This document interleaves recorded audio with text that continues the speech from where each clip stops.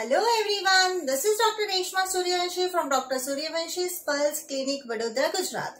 I am the President of Heritage Foundation India, Gujarat, and in this video we are going to review the points on governing vessel meridian, or you can say DU meridian, that are in the syllabus of Maharashtra Acupuncture Council. So let's get started. The first point is GV2 or DU2 point. The location of this point is on the sacrum, on the posterior medial line in the hiatus of the sacrum. So this is the sacrum and this is the hiatus of the sacrum.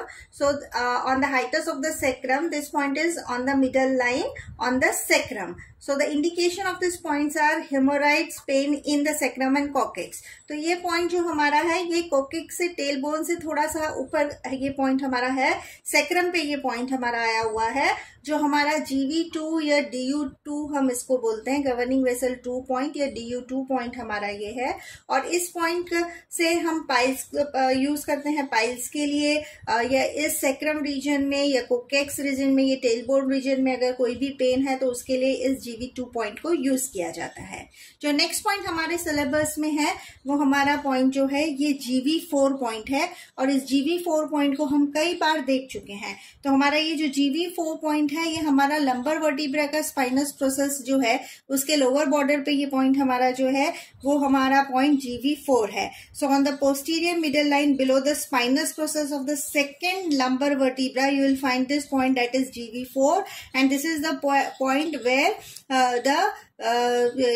the parental chi is stored. So that is the Mingmen point. So DU4 is the Mingmen point. GV4 or DU4 is the Mingmen point that you have to remember.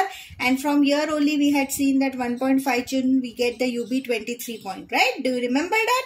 So this is the GV4 point, and the indication of this point are lumbar pain with or without radiation to the leg, general fatigue and exhaustion, chronic dysfunction of the urogenital organ, sexual dysfunction and endogenous depression. तो ये point हम अगर lumbar area में कोई भी pen है, lumbar area में pen है और उसका पेन जो है वो पैरों की तरफ जा रहा है, उसके लिए भी आप यूज कर सकते हो। आप अगर किसी भी यूरोजेनिटल ऑर्गन का कोई डिस्फंक्शन है उसमें भी आप यूज कर सकते हो, सेक्सुअल डिस्फंक्शन में भी इस पॉइंट को यूज कर सकते हो, और अगर आपको डिप्रेशन होता है तो उसमें भी आप इस पॉइंट को GV4 को यूज कर सकते हैं।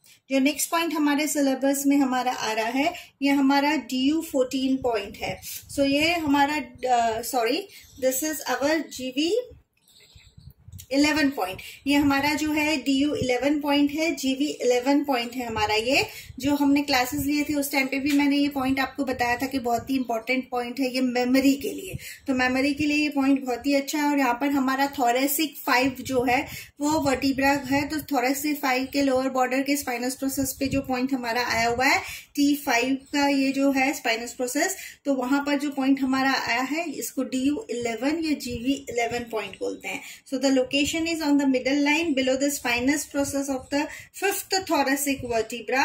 You will find this point, that is GV11. सारे ये DU और GV के हैं, ये centre line, back centre line में ये पॉइंट है हमारे। तो thoracic 5 के स्पाइनस प्रोसेस से नीचे जब हम जाते हैं तो ये पॉइंट हमको मिलता है जो मिलता है वो है GV11 या DU11 हम इसको बोल सकते हैं। Indications are pressure in the chest or dysfunction of the lungs, and as I told you can also use for poor memory. So the very good point for memory, that is this DU11 point.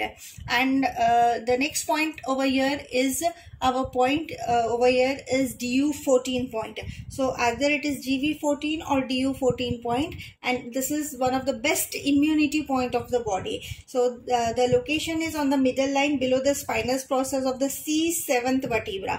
तो हमारा cervical 7 vertebra है, उसके नीचे का जो spinous process है वहां पर ये पॉइंट जो है वो हमारा GV14 आया हुआ है, और ये हमारे बॉडी का बेस्ट इम्यूनिटी पॉइंट है ये वाला।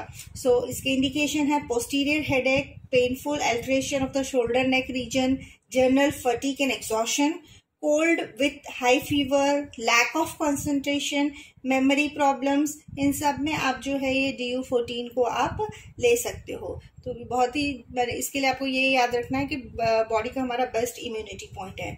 फिर अब हम आते हैं हमारे GV20 के पॉइंट पे।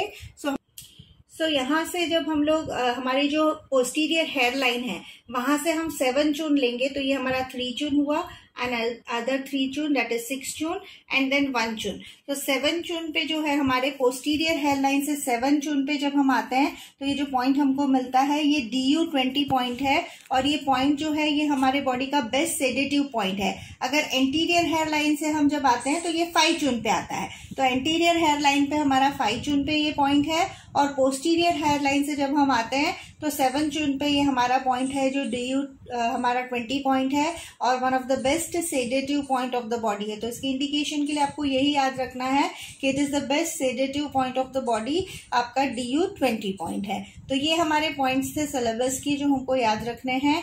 और इसके अलावा एक और पॉइंट है जो आप याद रख सकते हो which is GV26। So GV26 जो आपका है वो आप यहाँ पर आपका जो फिल्ट्रम है, फिल्ट्रम के ऊपर यहाँ पर जो पॉइंट है हमारा ये GV26 पॉइंट है। ये हमारा one of the best point है रिगेन कॉन्शियसनेस के लिए। तो अगर पेशेंट बेहोश हो जाता है उसको कॉन्शियसनेस रिगेन करना है तो GV26 के लिए आपको यही याद रखना है कि फिल्ट्रम से ऊपर ये पॉइंट यहाँ पर GV26 या DU26 है, और कॉन्शियसनेस को रिगेन करने के लिए ये बहुत ही अच्छा पॉइंट है।